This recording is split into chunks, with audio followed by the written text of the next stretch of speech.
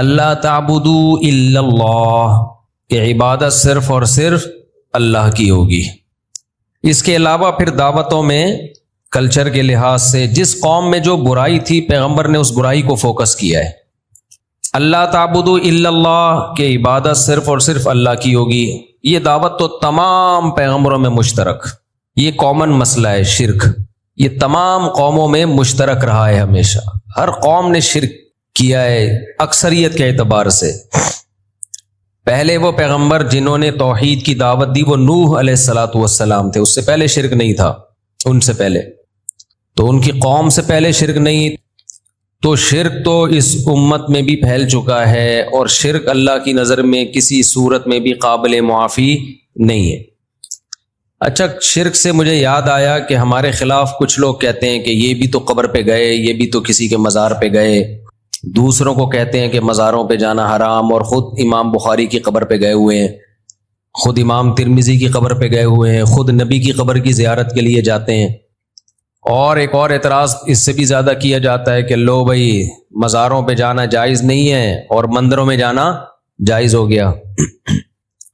تو مندروں میں جانا یا قبر پہ جانا، مندر میں عبادت کے لیے جانا ناجائز ہے بھائی، کچھ دیکھنے کے لیے جا رہا ہے کہ کیا ہو رہا ہے وہاں پہ، اور مقصد اس سے کوئی عبادت نہیں ہے، ان کو اپریشیٹ کرنا مقصد نہیں ہے، کوئی خاص حکمت پیش نظر ہے، تو پھر پوری زمین اللہ نے اہل اسلام کے لیے پیدا کی ہے بھائی، کہیں بھی جانے پر پابندی نہیں ہے۔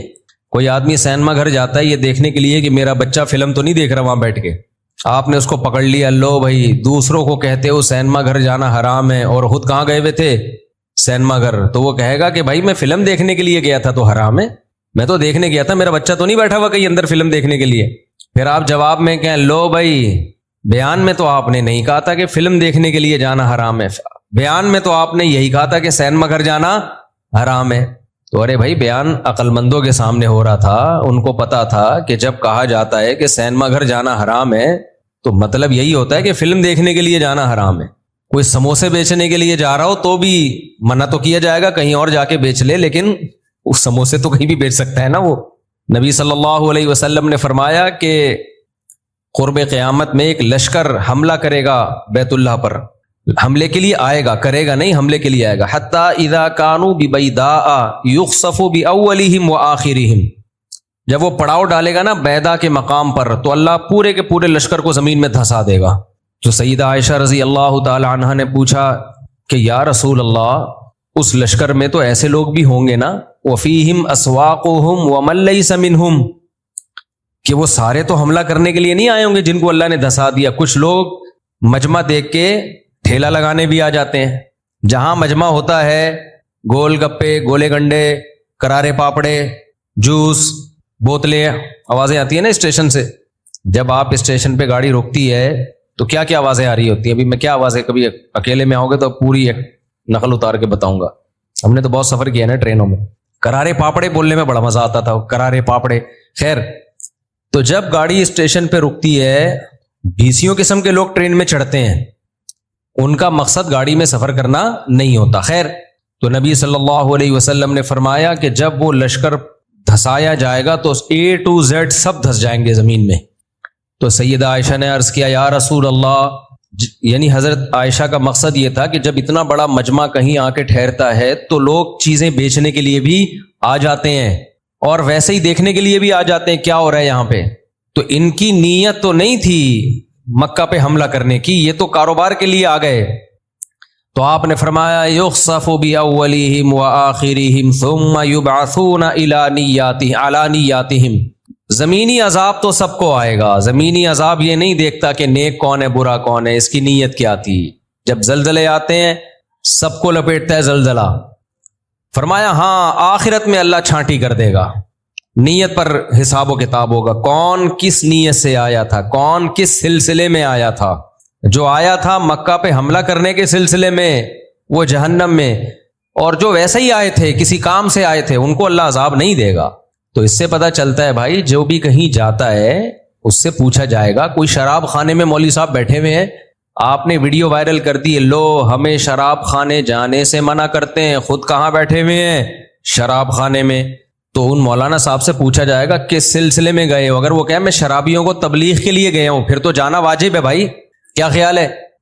تو کہیں تبلیغ تو مسجد میں ہوتی ہے. بھائی مسجد میں تو کسی حد تک نیک لوگ آتے ہیں, اصل تو ہوتی کہاں ہے؟ شراب خانوں میں تو ہوتی ہے اصل تو. آپ کہہ سکتے ہیں پھر تبلیغ والے شراب خانوں میں جاتے کیوں نہیں؟ وہ آنے نہیں دیتے, ورنہ وہ چلے جائیں. تبلیغ والوں کو تو چاہیے موقع, بھائی ہمیں کہیں بھیجو. شراب خانوں میں بھی جا سکتے ہیں, کہیں بھی جا سکتے ہیں. ایک تو اس لیے بھی نہیں جاتے کہ سب نے پی ہوئی ہوتی ہے, ان کو پتہ کیا چلے گا بول کیا رہے سامنے والا. خیر, تو مکس گیدرنگ میں کوئی چلا گیا, مکس گیدرنگ میں جانا جائز نہیں ہے. کہتے ہیں نا جہاں مرد اور عورتوں کا اختلاط ہو, بلا وجہ کا اختلاط ہو, کوئی ضرورت ہو تو ایک الگ بات ہے. بلا وجہ کا اختلاط جیسے شادی بیاہوں میں ہوتا ہے, پارٹیشن آپ کر سکتے ہو, کیوں نہیں کر رہے بھائی پارٹیشن آپ؟ لیکن تبلیغ کے لیے کوئی, اگر علماء بیان کرتے ہیں مکس گیدرنگ میں مخلوط اجتماع میں جانا جائز نہیں ہے, اب کوئی اگر بیان کے لیے گیا ہوا ہے تو پھر تو جانا جائز کیا لازم ہے. وہ یہی تو سکھانے گیا ہے کہ یہ غلط ہے جو آپ کر رہے ہو. تو نیت پر اس کا بڑا مدار ہے. کچھ گناہ ایسے ہیں جو گناہ ہی ہیں, وہ نیت کی ٹھیک ہونے سے ٹھیک نہیں ہو جاتے. مثال کے طور پر ہو سکتا ہے ہمارا بیان سن کے کوئی کہے کہ اچھا نیت پر اعمال کا مدار ہے, سینما گھر اگر بچے کو پکڑنے کے لیے گئے ہیں تو جانا جائز ہے, نیت ٹھیک ہے نا اس میں. سموسے بیچنے کے لیے گیا ہے, فلم دیکھنے کے لیے نہیں گیا, نامناسب کام تو ہے, کہیں اور بیچ لے سموسے, لیکن اس کو پتا ہے ادھر جتنا سموسا بکے گا باہر نہیں بکے گا, تو اس کی سموسے کی آمدن کو آپ حرام نہیں کہہ سکتے. تو اب کوئی ہو سکتا ہے سن کے کہے اچھا جی نیت پر اعمال کا مدار ہے, اصل اعمال کس پر ہیں؟ نیت پر ہیں. تو میں بھی جو مندر گیا تھا نا, وہ عبادت کرنے کے لیے یا ان کی وہ پرساد وغیرہ کھانے کے لیے نہیں گیا تھا. نہ انہوں نے, وہ پرساد ہی بولتے ہیں نا اس کو ہندوؤں کی, نہ انہوں نے مجھے وہ کھلائی ہے. وہ جو وہاں پنڈت جی بیٹھے ہوئے تھے انہوں نے تو اکرام کیا کہ ایک انسان آیا ہے تو اکرام میں اس کو کچھ ریوڑیاں کھلا دو. تو یہ اکرام تو جائز ہے, اس کا انکار کرنا یہ پرلے درجے کی بد تہذیبی اور بد اخلاقی ہے. تو میں تو ویسے ہی گیا تھا. اور دوسری بات یہ کہ اس میں ایک بہت بڑی حکمت بھی تھی, انڈیا کو پیغام دینا, ہندوؤں کو پیغام دینا کہ تمہارے مندر ہمارے ہاں کتنے محفوظ ہیں, تو ہماری مسجدیں بھی تمہارے ہاں محفوظ ہونی چاہیے. اور یہاں ہندو مسلم کس طرح بالکل بھائیوں کی طرح رہتے ہیں, کوئی جھگڑا نہیں. اور رہ بھی پٹھانوں کے علاقے میں, پٹھان لوگ تو دین اور اسلام کے بارے میں بہت غیرت اور حمیت والے ہوتے ہیں. تو اتنے غیرت مند لوگوں کے درمیان تمہارا مندر محفوظ ہے, تو یہ اس کی علامت ہے کہ پورے پاکستان میں ہندو مسلم میں کوئی تفریق انسانیت کے حوالے سے نہیں ہے, مذہبی فل آزادی ہے. یہ میسج گیا ہے انڈیا, تو تھوڑی سی غیرت آئی ہے کچھ لوگوں کو وہاں پہ. جو بغیرت ہے ان کا تو کوئی حل دنیا میں ہے ہی نہیں, لیکن بہت سو کو غیرت آئی ہے. بہت سو کے کمنٹس آئے کہ ہمیں تو پتہ ہی نہیں تھا پاکستان میں مندر بھی ہیں, ہمیں تو پتہ ہی نہیں تھا, اتنی آزادی ہے. تو کس نیت سے آپ جا رہے ہو؟ اسی طرح مزار کس نیت سے جا رہے ہو آپ؟ کسی کی قبر کی زیارت بذات خود کوئی برا کام نہیں ہے. نبی صلی اللہ علیہ وسلم نے قبرستان کی زیارت کا حکم دیا تاکہ آخرت کی یاد تازہ ہوتی ہے. آپ صلی اللہ علیہ وسلم نے اللہ سے اجازت مانگی کہ اپنی والدہ کی قبر کی زیارت کریں, اللہ نے آپ کو قبر کی زیارت کی اجازت دی. تو انسان کا ماں سے رشتہ ہوتا ہے, باپ سے رشتہ ہوتا ہے, بزرگوں سے بھی رشتہ ہوتا ہے, امام بخاری سے بھی رشتہ ہے ہمارا بھائی. تو اگر ہم ازبکستان گئے اس لیے نہیں تھے کہ قبر کی زیارت کریں گے, ازبکستان ویسے ہی ہم گئے تو وہاں ہمیں پتہ چلا بھائی یہاں تو امام بخاری کی قبر ہے, تو جانے میں کیا حرج ہے. ہاں قبر کے گرد گول دائرہ کر کے بیٹھنا یہ ٹھیک عمل نہیں ہے. اگر میری کوئی ایسی تصویر ہے آئی ہے یا تو وہ فیک ہے, اور اگر بالفرض حقیقت بھی ہے تو میں اس سے رجوع کرتا ہوں, میرے اس عمل سے استدلال درست نہیں ہے. تو اگر میں نے ایسا کیا ہے تو غلط کیا ہے.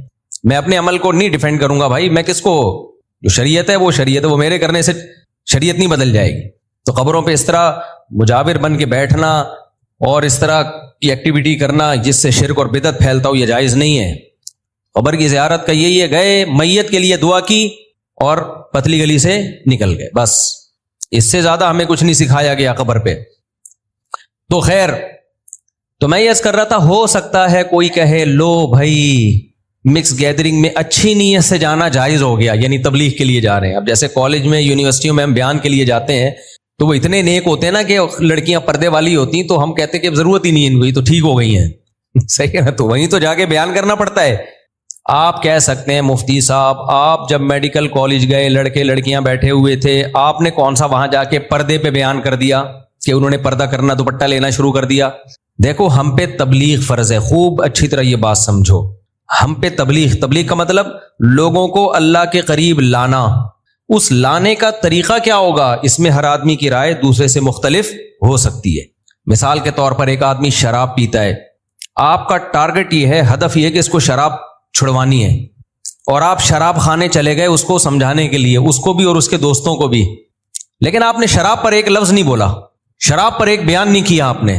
کیوں؟ آپ کو پتہ ہے یہ اتنے دھتی ہو چکے ہیں کہ شراب پہ بات کروں گا یہ بات سنیں گے نہیں، تو وہاں جا کے آپ نے نماز روزے کی بات کی، اللہ کی بات کی، یہ تھوڑا سا کسی طرح قریب آ جائیں، جب قریب آئیں گے تو مسجد میں آئیں گے، بیان سنیں گے، پھر یہ ہائی ڈوز ان کو وہاں دی جائے گی۔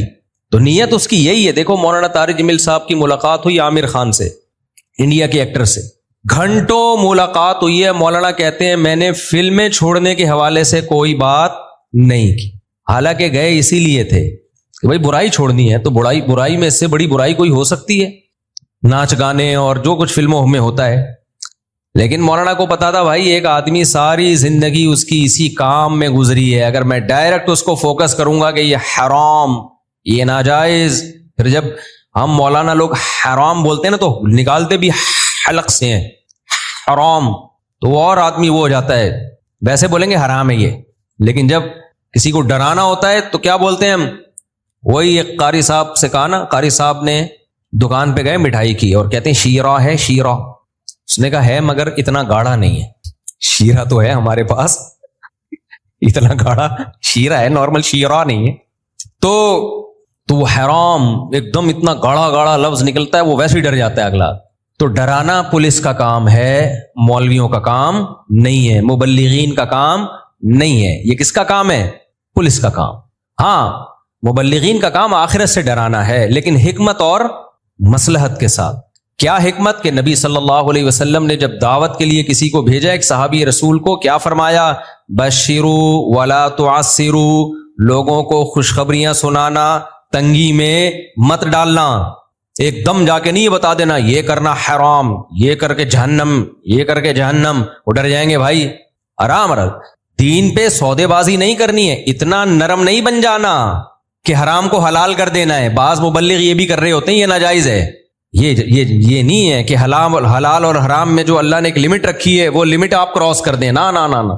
کسی کو دین پہ لانے کے لیے، دل شکنی سے بچانے کے لیے اپنی دین شکنی جائز نہیں ہے۔ دین شکنی کا مطلب دین توڑ دینا، یہ جائز نہیں ہے۔ ہمارے حضرت مفتی رشید احمد صاحب رحمہ اللہ تعالیٰ کے پاس ایک شخص آیا، اس نے دعوت دی، سودی بینک میں جاب کرتے تھے، وہ ٹوٹلی حرام آمدن تھی ان کی۔ سودی بینک میں جاب کے بھی مختلف شعبے ہیں، کچھ شعبے جائز ہیں، کچھ حرام ہیں۔ جیسے چوکیدار کا شعبہ ہے نا، اگرچہ وہ سودی بینک میں چوکیداری کر رہا ہے مگر وہ جائز ہے، یعنی آمدن جائز ہے۔ بہتر تو یہ کہ نہ کرے یہ کام، آمدن اس لیے جائز ہے کہ وہ تو صرف پیسوں کی حفاظت کر رہا ہے نا، تو بذات خود ایک جائز کام ہے۔ تو سود کی وجہ سے 4 آدمیوں پہ لعنت ہوتی ہے، سود لکھنے والا، سودی لین دین، سود دینے والا، لینے والا، اور اس پر گواہ بننے والا۔ تو مینیجر کی تنخواہ حرام ہے، کیونکہ وہ سارے سودی سیٹ اپ کو کیا کر رہا ہے، ساری ٹرانزیکشن ہی اس کی نگرانی میں ہو رہی ہے۔ لیکن اگر سودی بینک میں کوئی شخص حرام کام نہیں کر رہا، جیسے الیکٹریشین ہے، اس کا کام ہے پنکھے لگانا، اس کا کام ہے ٹیوب لائٹیں صحیح کرنا، اس کا کام ہے سولر سسٹم کو ٹھیک رکھنا، تو یہ اس کی تنخواہ کو حرام نہیں کہتے۔ اس لیے میں عرض کر رہا ہوں کہ یہ جو آمدن کے حلال و حرام ہونے کا ٹاپک ہے نا، یہ اتنا ایزی نہیں ہے جتنا لوگوں نے سمجھ لیا ہے، کہ جو اسکالر اٹھتا ہے وہ فتویٰ دے رہا ہے یہ حلال ہے یہ حرام ہے۔ یہ پراپر ٹاپک ہے، یہ پڑھا جاتا ہے کہ آمدن کب حرام ہوتی ہے اور آمدن کب حلال ہوتی ہے۔ تو مفتیان کرام کا کام ہے، یہ انہی کو کرنے دیں آپ۔ تو خیر، تو ہمارے حضرت کے پاس کوئی شخص آیا کہ آپ کی دعوت ہے، حضرت نے فرمایا کہ نہیں میں نہیں قبول، بہت اصرار کیا، حضرت نے فرمایا بھائی آپ کی آمدنی جائز نہیں ہے۔ تو کسی نے کہا حضرت آپ اس کا دل ٹوٹ گیا، آپ نے دعوت ٹھکرا دی۔ تو حضرت نے فرمایا کسی کا دل جوڑنے کے لیے میں اپنا دین نہیں توڑ سکتا۔ یہ اصول یاد رکھو۔ آج کل بعض مبلغ کچھ ضرورت سے زیادہ نرم پڑ جاتے ہیں، یہ بھی ٹھیک نہیں ہے بھائی۔ نہ اتنے کڑوے بنو کہ لوگ تھوک دیں، نہ اتنے میٹھے بنو کہ لوگ نگل لیں۔ یہ ہمارے والد صاحب کا ملفوظ ہے، اللہ ان کی مغفرت کرے۔ وہ کہتے تھے اعتدال ضروری ہے، نہ اتنے کڑوے کہ ہر وقت منہ سے نفرت ہی نکلتی ہے، ڈراتے ہی رہتے ہو یہ جہنم وہ جہنم، تو بھی جہنم میں جائے گا وہ بھی جہنم میں جائے گا۔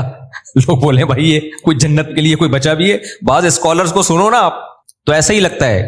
میں ان بزرگوں کے نام نہیں لوں گا، کچھ اسکالرس کو سنو ایسا لگتا ہے یہ 2-4 جنت میں جائیں گے، باقی سارے کیا ہیں، یہ بھی غلط، وہ بھی غلط، فلانا بھی غلط، یہ بھی غلط، تو سارے ہی جہنم میں جا رہے ہیں، بھائی بچا کون ہے؟ اس سے لوگ دین کے قریب نہیں آتے، دین سے دور ہو جاتے ہیں. اور آپ جا کے لوگوں کو ہدف، اب کوئی بے پردہ لڑکی اگر آ جائے، عورت آ جائے، ایک دم اس کے منہ پہ کہنا کہ آپ پردہ نہیں کرتی آپ جہنم میں جاؤ گی، یہ تبلیغ کا مؤثر طریقہ نہیں ہے. دیکھو نبی صلی اللہ علیہ وسلم کے پاس ایک صحابی آئے نا، بات سے بات نکل رہی ہے، کیا کروں میں، ٹاپک دماغ میں کچھ اور ہوتا ہے، چل کہیں اور پڑھتے ہیں ہم. نبی صلی اللہ علیہ وسلم کے پاس صحابی رسول آئے، وہ صحابی تھے جن کے قتل کا فیصلہ ہو چکا تھا. یہ میں اس پہ بات کر رہا ہوں کہ نہ بہت سخت ہو نہ بہت نرم، اس کی لمٹ کیا ہے یہ بتانا چاہ رہا ہوں. تو یہ گچی پکڑ کے رکھنی ہے، دائیں بائیں نہ ہو جاؤں تاکہ میں اصل کی طرف آؤں. پھر کہ نبی صلی اللہ علیہ وسلم کے پاس ایک صحابی آئے، آپ نے ان کے قتل کا فیصلہ کیا ہوا تھا کیونکہ وہ نبی کی حجو کیا کرتے تھے، مذاق اڑایا کرتے تھے، شاعری میں بہت زیادہ توہین کی تھی. کعب بن زہیر رضی اللہ عنہ بعد میں صحابی بنے وہ، اور عرب کی شاعری میں جو تمسخر اور مذاق ہوتا تھا وہ بہت سنگین نوعیت کا ہوتا تھا، معمولی نوعیت کا نہیں ہوتا تھا. بہت زیادہ تمسخر کرتے تھے نبی صلی اللہ علیہ وسلم کا. تو آپ نے حکم دیا کہ ان کو جہاں پاؤ قتل کر دو. جب مکہ فتح ہوا نا تو سب کے قتل کے آرڈر تھے، سب کی معافی کے آرڈر تھے. چند لوگوں کو آپ نے کہا تھا ان کو معاف نہیں کرنا، ان میں کعب بن زہیر بھی تھے. یہ بہت زیادہ شاعری میں آپ کی توہین کرتے تھے، اور توہین سے بڑھ کر ہوتی ہے تمسخر یعنی استہزاء. تو اب جب یہ فرار ہوئے، مکہ فتح ہو گیا، ان کو لگا کہ بھائی اب میرے بھی قتل کے آرڈر ہیں، یہ فرار ہو گئے. فرار ہونے کے بعد کسی نے ان کو مشورہ دیا کہ یار چلے جاؤ، معافی مانگ لو، ہو سکتا ہے معاف کر دیا جائے. تو یہ آئے حضرت ابو بکر کے پاس سفارشی بن کے. ہمارے حضرت فرمایا کرتے تھے شکر ہے حضرت عمر کے پاس نہیں آئے. ٹھیک ہے، یہ کس کے پاس گئے؟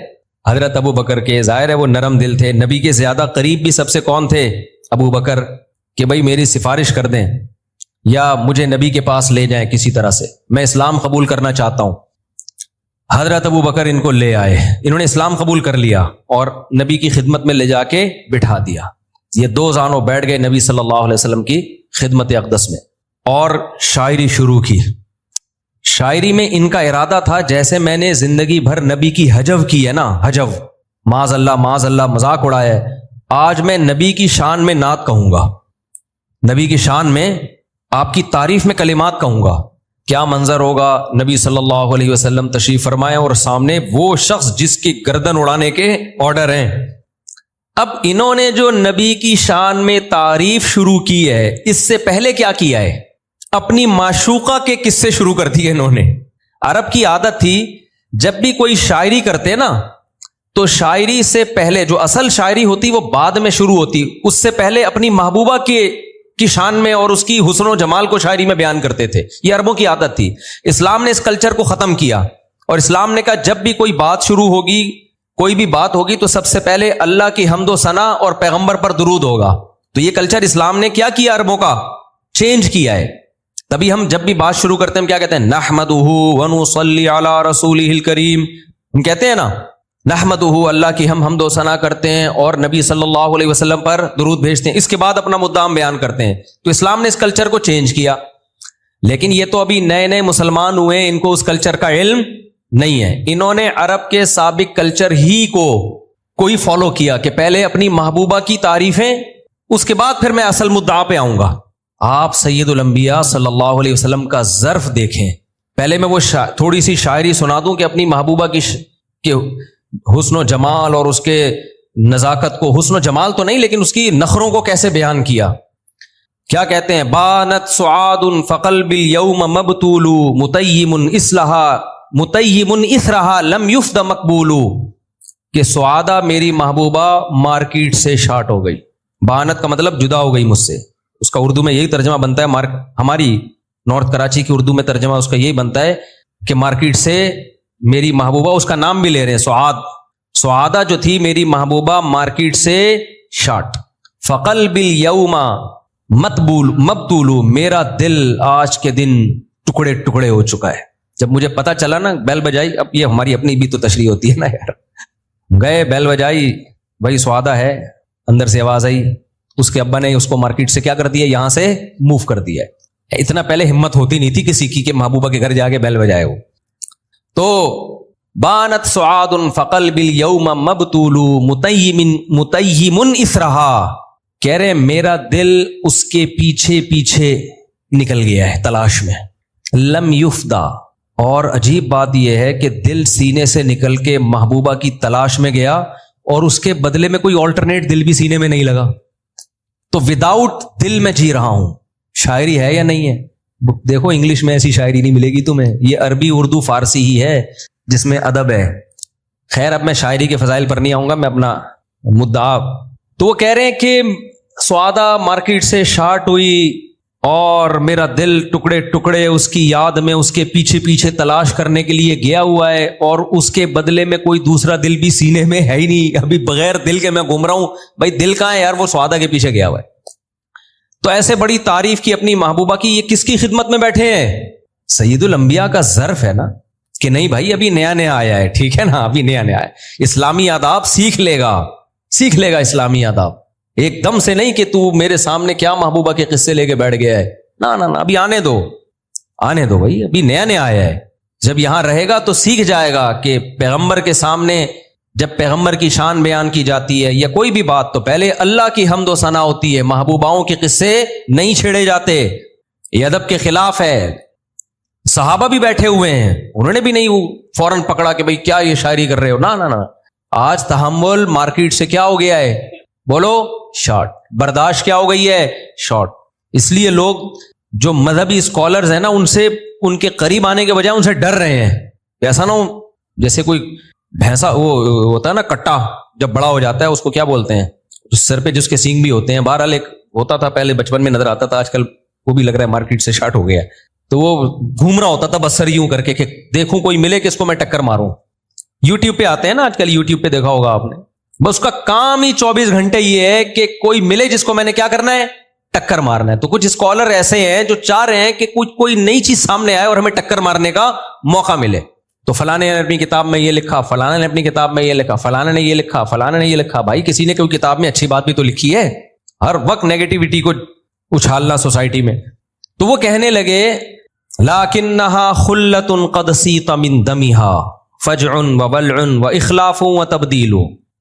کہنے لگے میری محبوبہ کی یہ حسن و جمال اور سب کچھ اچھے کی رپورٹ چل رہی ہے اب تک، لیکن ایک فالٹ اس کے اندر ایسا ہے جو مینوفیکچرنگ فالٹ ہے. وہ کیا ہے؟ یہ ایک ایسی دوستی ہے جس کے خون میں جھوٹ گرگٹ کی طرح رنگ بدلنا اور تبدیل ہوتے رہنا، بات سے مکر جانا، یہ اس کے بلڈ میں شامل ہے. اور بے وفائی، فجع وبلع واخلاف وتبدیل. عربوں کی عادت ہوتی تھی اپنے محبوبہ کے جھوٹ، بے وفائی، دھوکے بازی کو اس کی تعریف کے طور پہ بیان کرتے تھے. نہیں آئی سمجھ میں بات؟ اچھا بھائی، تو لَكِنَّهَا خُلَّةٌ قَدْ سِيطَ مِن دَمِهَا فَجْعٌ وَبَلْعٌ وَإِخْلَافٌ وَتَبْدِيلٌ.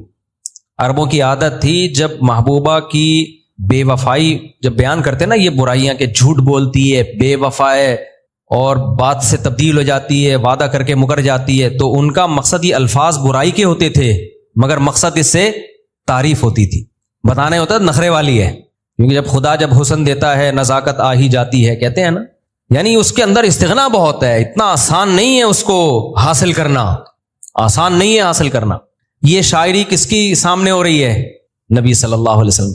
اور سید الانبیاء کا ظرف ایک حرف بھی آپ کو نہیں کہا کہ بس رک جاؤ، میرے سامنے یہ شاعری مت کرو. وہ کہتے یا رسول اللہ یہ عربوں کا کلچر ہے. بھائی کلچر ہوگا تمہارا، ہمارا کلچر نہیں ہے. نا نا نا نا نا بھائی آنے دو، ابھی دین کی طرف آنے دو. مبلغین میں، دعوت کا کام کرنے والوں میں یہ ظرف مارکیٹ میں کیا چل رہا ہے؟ شارٹ. جیسے ان کی محبوبہ سعادہ مارکیٹ سے شارٹ ہوئی، اسی طرح دعوت کا کام کرنے والوں میں یہ ظرف مارکیٹ سے شارٹ ہو گیا. ایک دم سر پہ چڑھ جائے آدمی اس کے، تو یہ نہیں ہوتا بھائی. خاموشی اختیار کی کسی حکمت سے خاموشی جائز ہے. اس کے بعد آئے ہیں اپنے اصل پوائنٹ پہ، مدعا پہ. کعب بن زہیر پہلا شعر ایسا کہا انہوں نے نبی کی شان میں کہ آپ صلی اللہ علیہ وسلم نے اپنے جسد اطہر پہ جو چادر تھی وہ اتار کے فوراً ان کو ہدیہ کر دی. کتنا بڑا تحفہ دیا دیکھو. وہ شعر کیا پڑھا نبی کی شان میں، ان الرسول لسیف یستضاء بہ مہند من سیوف اللہ مسلول. اپنی حالت بیان کر دی کہ میں تو اسلام سے نفرت کرتا تھا، میرا اسلام میں آنے کا کوئی پروگرام نہیں تھا، لیکن اللہ نے محمد صلی اللہ علیہ وسلم کو ایسی تلوار بنایا ہے کہ کیسے مکہ سے نکلنے کے بعد طاقت پکڑی اور اس تلوار کی زور سے مکہ کو فتح کیا. تو آج یہ وہ تلوار ہے کہ جس سے اللہ نے آپ کو غلبہ عطا کر دیا اور یقین ہو گیا کہ اللہ آپ کے ساتھ ہے. یہ وہ تلوار ہے جس سے مجھے، دیکھو مقصد یہ نہیں تھا کہ تلوار کی زور سے میں مسلمان ہوا ہوں، مطلب اتنی اللہ نے آپ کو فتوحات دی ہیں اور آپ کی تلوار میں اتنی طاقت ہے کہ غلبہ اور فتح کس کے مقدر میں ہے؟ آپ کے. کہ میرے جیسا آدمی بھی آج کس میں داخل ہو رہا ہے؟ اسلام میں داخل ہو رہا ہے کہ نہیں بھائی اسلام کے علاوہ ہمارے پاس کوئی آپشن نہیں ہے. تو یہ تعریف میں کہے، اگر ان کا مقصد ہو تلوار کی زور سے آپ مسلمان کر رہے ہیں مجھے، تو پھر یہ تعریف نہ ہوتی بلکہ یہ تو مذمت ہوتی. تو تعریف کیسے؟ نبی کی بہادری کی تعریف کی، بہادری کی کہ کتنے کمزور تھے آپ جب مکہ سے مدینہ گئے ہیں اور کیا آپ کے ساتھیوں نے اور آپ نے قربانیاں دی ہیں اور آج مکہ آپ نے فتح کیا ہے. تو اس لیے نبی کی بہادری کی تعریف کی. تو نعتیہ کلام کی ابتدا کس کلام سے ہو رہی ہے؟ نبی کی بہادری. اور نبی کو اپنی بہادری کی تعریف سن کے اتنا لطف آیا. دیکھو جس کے اندر جو کمال کی صفت ہوتی ہے نا، وہ صفت جب کسی دوسرے کے منہ سے سنتا ہے تو بہت زیادہ اس کو خوشی ہوتی ہے. اس کی میں ایک مثال دیتا ہوں. آپ کو اگر آپ باڈی بلڈر ہو، سارا دن آپ فوکس کس کو کرتے ہو کہ میں طاقتور نظر آؤں، میں ہینڈسم اسمارٹ نظر آؤں. تو اگر کوئی آپ کو کہے گا کہ آپ سخی ہو، آپ کو اس سے زیادہ خوشی نہیں ہوگی، لیکن وہ کہے گا آج بہت اچھے لگ رہے ہو، ایک دم آپ کے دل باغ ہو جائے گا نا. کیا خیال ہے بھائی؟ خواتین کی عادت ہوتی ہے بیوٹی میں اچھی نظر آؤں، خوبصورت نظر آؤں. بیوٹی پارلر میں خواتین ہی سے آباد ہیں، بیوٹی پارلر ان کی فطرت کا حصہ ہی ہے. آپ کسی عورت کو کہہ دیں تم جو ہے نا بہت ذہین ہو، تم بہت ایجوکیٹڈ ہو، لیکن اس سے وہ خوش نہیں ہوگی. آپ بول دیں تم بہت خوبصورت ہو، کسی مرد کو بول دیں تم بہت خوبصورت، شاید اس سے بہت زیادہ خوش نہ ہو. عورت کو کہہ دیں، اسی طرح کسی عورت کو کہہ دیں تم بدصورت ہو، اس کو اس پہ جتنا غصہ آتا ہے کسی اور بات پہ نہیں آئے گا. تو انسان کو اپنی جس صفت پہ ناز ہوتا ہے نا، جس صفت پہ بہت زیادہ جو خوبی کی بہت زیادہ چاہت ہوتی ہے، وہ کسی اور کے منہ سے سن کے تھوڑا خوش نہیں ہوتا، بہت زیادہ خوش ہوتا ہے. اب کوئی شخص بہادری میں مشہور ہے، آپ جاوید میاں کو کہہ دیں تم بہت اچھے ریسلر ہو، خوش ہوگا وہ؟ یا اپنے دور میں تم بہت اچھے ریسلر رہے ہو. آپ اس کو یہ کہیں گے نا تم اپنے دور کے بہت اچھے کرکٹر رہے ہو، کہے گا الانا، ہاں بھائی اب تم نے کوئی تعریف کی ہے. فٹ بالر کو بول دیں تم بہت اچھے فٹ بالر ہو، اس پہ خوش ہوگا وہ. یہودیوں نے اللہ کو کہہ دیا تھا کہ ید اللہ مغلولہ، اللہ کے دونوں ہاتھ بندھے ہوئے ہیں. اللہ تعالیٰ معاذ اللہ نقل کفر بخیل ہے، صحیح طرح سے خرچ نہیں کرتا، ترسا کے دیتا ہے، تھوڑا تھوڑا کھلاتا ہے معاذ اللہ. اب چونکہ اللہ کو اپنی سخاوت بہت پسند ہے اور اللہ ہے بھی جواد اور کریم، اس لیے اللہ نے اس جملے کو اگنور نہیں کیا، اس کا جواب نازل کیا. غلت ایدیہم، فرمایا ان کے ہاتھ بندھے ہوئے ہیں. بل یداہ مبسوطتان، میرے ایک نہیں دونوں ہاتھ کھلے ہوئے ہیں. ينفق کیف یشاء، جیسے چاہتا ہوں اپنے بندوں پہ لٹا رہا ہوں. تو اللہ نے فوراً رسپانس کیوں دیا؟ اللہ کو اپنی طرف بخل کا تانا پسند نہیں ہے. اس کی تو تعریف ہی اسی بیس پہ کی جاتی ہے، رحمان ہے اور رحیم ہے، کھلاتا ہے بندوں کو. سمجھ میں نہیں آ رہی بات؟ میرا خیال ہے آپ کہہ سکتے پھر یہ غربت کیوں ہے؟ یہ گورنمنٹ کی وجہ سے، یہ غربت اللہ کی وجہ سے نہیں. بارشیں برس رہی ہیں، زمین سے پیداوار اگ رہی ہے، تو اللہ کی طرف سے تو برس رہا ہے نا. اب کوئی سارا ہی لے کے بیٹھ جائے کنارے پہ رکھ لے سانپ بن کے، غریب کے منہ میں نوالا ہی نہ جانے دے، وہ تو پھر اس کا ہیڈیک ہے نا، وہ سوسائٹی کا ہیڈیک ہے. تو اللہ کو یہ بخل کا تانا پسند نہیں آیا، کیونکہ وہ تو جگہ جگہ کہتا ہے میں رحمان ہوں رحیم ہوں. تو جو رحمان رحیم ہوتا ہے وہ تو کریم ہوتا ہے، وہ تو جواد ہوتا ہے، وہ تو خرچ کرنے والا ہوتا ہے. جس کو محبت ہوتی ہے نا تو خرچ کرتا ہے وہ. تو نبی صلی اللہ علیہ وسلم کے حسن و جمال کی اگر کعب ابن زہیر تعریف کرتے یہ بھی اچھی بات ہے، لیکن شاید نبی کو اتنی خوشی نہ ہوتی کہ چادر اتار کے دے دیتے. نبی صلی اللہ علیہ وسلم کی صحت کی وہ تعریف کرتے کہ یا رسول اللہ آپ بہت صحت مند ہیں. نبی اتنے صحت مند تھے بخاری میں کہ 40 مردوں کے برابر طاقت تھی سید الانبیاء صلی اللہ علیہ وسلم. علامہ ابن حجر نے لکھا ہے کہ 9 بیویاں ایک ٹائم پہ، اور خوراک کیا ہے؟ ایک دن ایک وقت کا کھانا، وہ بھی کھجور اونٹ کا گوشت, بکری کا دودھ, اسی پہ گزارا, ایک ٹائم کا کھانا, اور پھر روزوں پہ روزے بھی, اور 9 ازواج. تو یہ غیر معمولی جسمانی طاقت کے بغیر ممکن نہیں ہے. میں اکثر بتاتا ہوں نا, میرے پاس ایک نوجوان آیا, انتہائی باریک, بہت باریک, کہتا ہے میں 4 شادیاں کروں گا. میں نے کہا آپ کے پاس بیلنس نہیں ہے بالکل بھی, پہلے بیلنس ڈلوائیں. میں نے کہا ایسا نہ ہو کہ جو رہا صاحب بیلنس ہے وہ بھی مذاق کر رہا تھا, اس سے بھی تکلف ہے. تو کہتا ہے بیلنس کیسے آئے گا؟ میں نے کہا جم جاؤ, تھوڑا گوشت تو چڑھاؤ جس باڈی پہ, کوئی کھاؤ پیو, کوئی جان تو بناؤ. تو کہتا ہے مجھ سے ویٹ نہیں اٹھتا. اب یہ لڑکے بہت سارے کہتے ہیں ہم سے نہیں اٹھتا, چیخیں نکل جاتی ہیں. تو میں نے کہا یار جتنا ویٹ اٹھ رہا ہے وہ اٹھا لو. کہہ رہے نہیں 1 کلو کا بٹا بھی نہیں اٹھتا. میں نے کہا ایسا کرو, ایک تن کا لو اور شیروانی کے بٹن لگاؤ دونوں طرف, وہ اٹھاؤ. پھر جب ایک بٹن اٹھانے کی طاقت ہو 2 بٹن کر دو. بٹن کا خرچہ میں دے دوں گا, ایسا نہ ہو کہ وہ کہے کہ بٹن کا کال. میں نے کہا وہ بٹن کا خرچہ, بٹن کے پیسے میں دے دوں گا. یہ میں اس لیے نہیں بتا رہا مذاق کے لیے, میں اس لیے بتا رہا ہوں جو کرنا ہی نہیں چاہتا نا وہ کچھ نہیں کر پاتا. جو کرنا چاہتا ہے بھائی, آپ کو کون کہہ رہا ہے کہ آپ پہلے دن اتنا ویٹ اٹھاؤ, آپ ہلکے ویٹ سے شروع کرو نا. پھر جب وہ کہتے ہیں نہیں ہلکا بھی نہیں, بھائی کیوں نہیں اٹھتا؟ ہاتھ تو اٹھا رہے ہو نا, یا اتنے اپاہج ہو گئے کیا 54-58 بھی نہیں اٹھتی؟ خیر, جو کہتا ہے مجھ سے جاگنگ نہیں ہوتی, بھائی واکنگ کر لو, تیز چلنا سیکھو. تیز چلا نہیں جا رہا, جتنا چلا جا رہا ہے اتنا تو چل, تھوڑا تھوڑا چلو گے, تھوڑا تھوڑا دوڑو گے, آہستہ آہستہ. تو ایسا نہیں ایک دم سے کچھ نہیں ہو جاتا.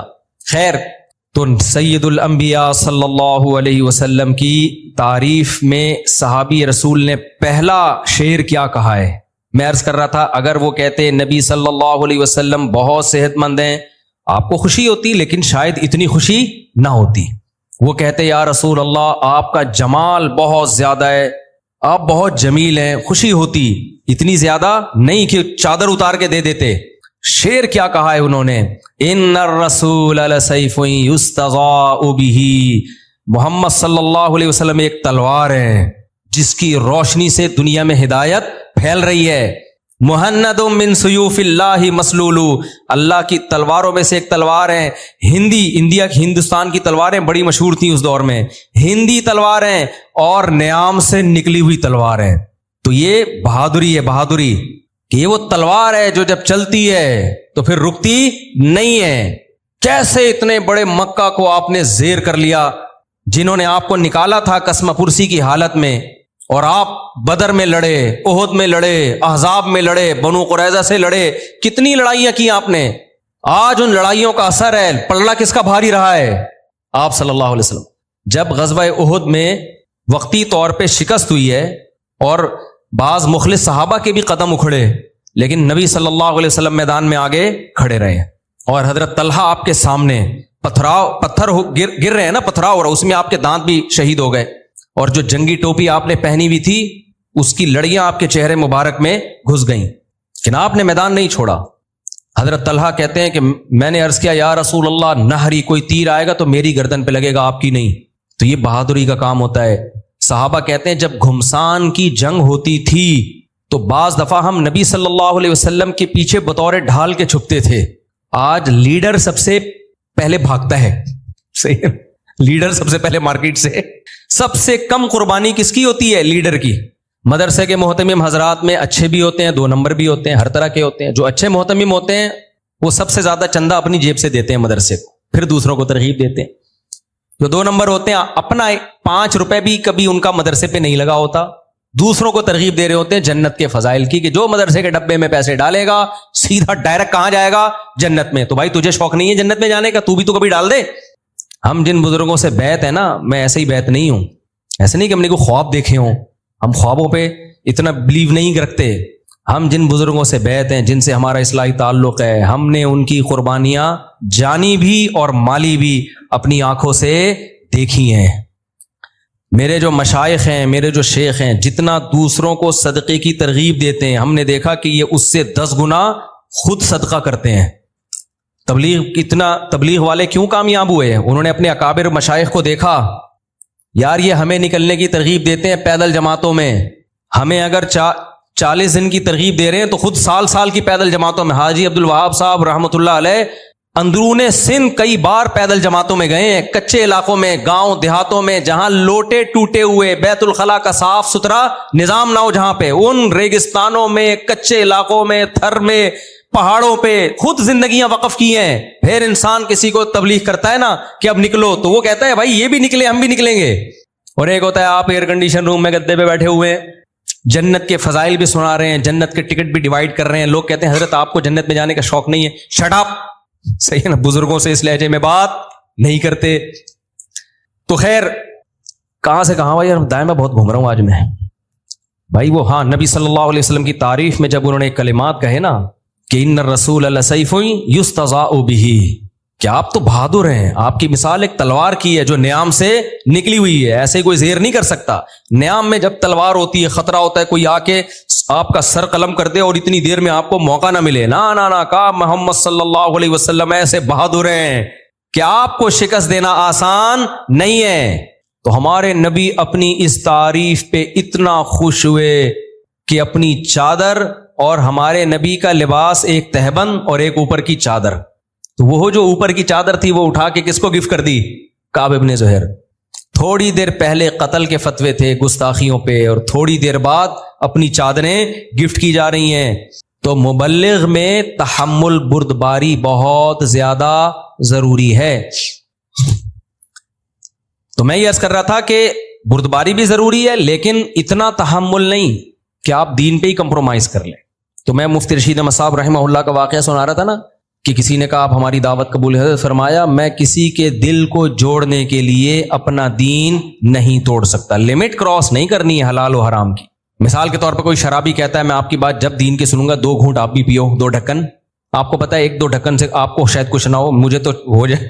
مجھے کسی حکیم صاحب نے نا تھوڑا سا تمباکو لگا دیا تھا میرے دانت پہ, تو میں تو اس سے بے ہوش ہونے لگا تھا. تو کہہ رہے کیا ہو گیا بھائی؟ میں نے کہا کیا کھلا دیا؟ وہ منجن کے طور پہ لگا دیا.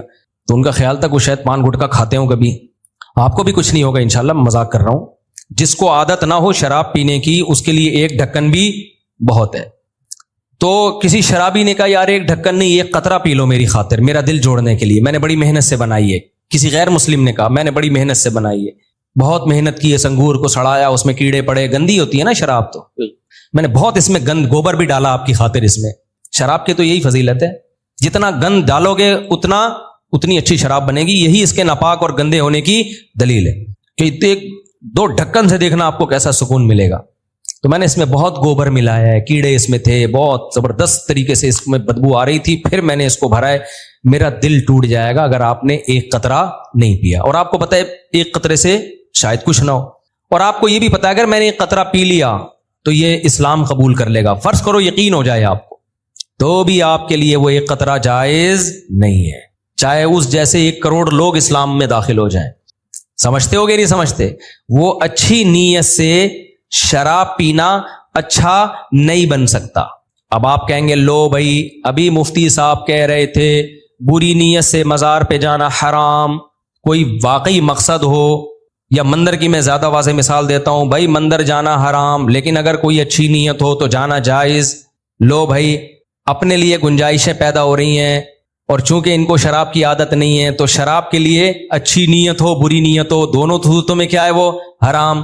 تو بھائی یہ میں نہیں کہہ رہا, یہ شریعت نے ہمیں بتایا ہے, علماء کرام نے ہمیں بتایا ہے, اور قرآن و سنت میں غور کر کے ہی بتایا ہے کہ اسلام میں جو اللہ نے ہمیں احکام دیے ہیں وہ 2 طرح کے دیے ہیں.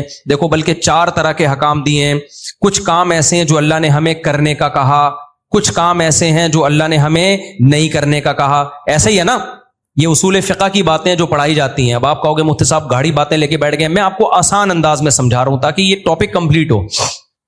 کچھ کام, شریعت اسی کا نام ہے نا, کچھ کام کرنے کے ہیں اور کچھ نہیں کرنے کے, اور کچھ ایسے ہیں جو کرو نہ کرو آپ کی مرضی ہے, اس میں شریعت نے آپ کو آزاد چھوڑ دیا بھائی آپ کی مرضی ہے. تو ان سے تو ہم بحث ہی نہیں کرتے نا, وہ مباح کام ہے. بھائی آپ پراٹھا کھانا ہے, شریعت نے کیا کہا ہے کہ کھاؤ, یا یہ کہا ہے کہ نہیں کھاؤ؟ بھائی تمہیں اچھا لگتا ہے کھا لو, نہیں لگتا تو کچھ اور کھا لو, روٹی کھا لو, نہا کر لو. تو کچھ کام ایسے ہیں جن کا ہمیں آرڈر دیا کرنے ہیں, کچھ کام ایسے ہیں جن کا آرڈر دیا نہیں کرنے.